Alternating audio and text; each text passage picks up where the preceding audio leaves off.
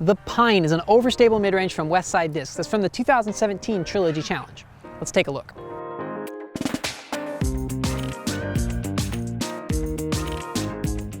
So we'll start with the feel of the Pine. The Pine is a beadless mid-range. It does not have a bead on the bottom, but it's not quite as rounded as you might expect for a beadless mid-range. It has a really good feel and a really clean release to me.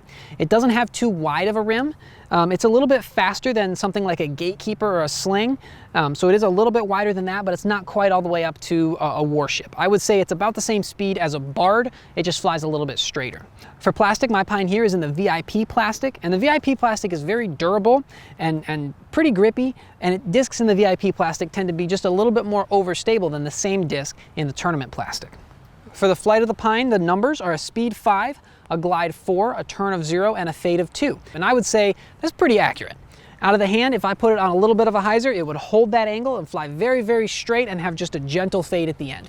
I could really torque on the Pine hard, and I didn't have to worry about it flipping over too much because it doesn't have a whole lot of turn. On a flat release, the Pine would fly very, very straight out of my hand and carried a little bit farther than I normally would have expected before fading. So it ended up being a lot straighter shot just out of a flat release. Normally, if you throw a mid-range on an overstable mid-range on a flat release, it's gonna fade a little bit sooner than the Pine does.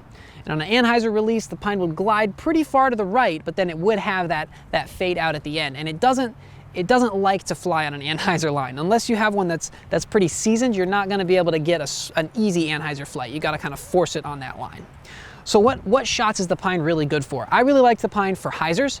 If I want to just throw just a smooth, controlled hyzer and be accurate with it, because it's not as glidey as something like a Warship or like a Sling, it only has that 4 glide, I could be very accurate with this disc. And because it doesn't have a ton of turn, I could definitely be confident on the angle that I was putting it on, that it was going to hold that angle and settle into the ground.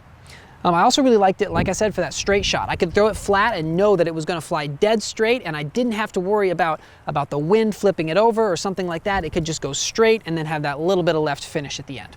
So that's what I think about the Pine. Let me know what you think about the Pine. Let me know if you played in a Trilogy Challenge in 2017 and still have one from there, or if you've picked one up since then. Let me know what plastic you like it in, if it made your bag, and I'm going to actually give away this 178 gram VIP Pine to my favorite comment down below. Thanks for watching, and always remember to subscribe so you don't miss the next review.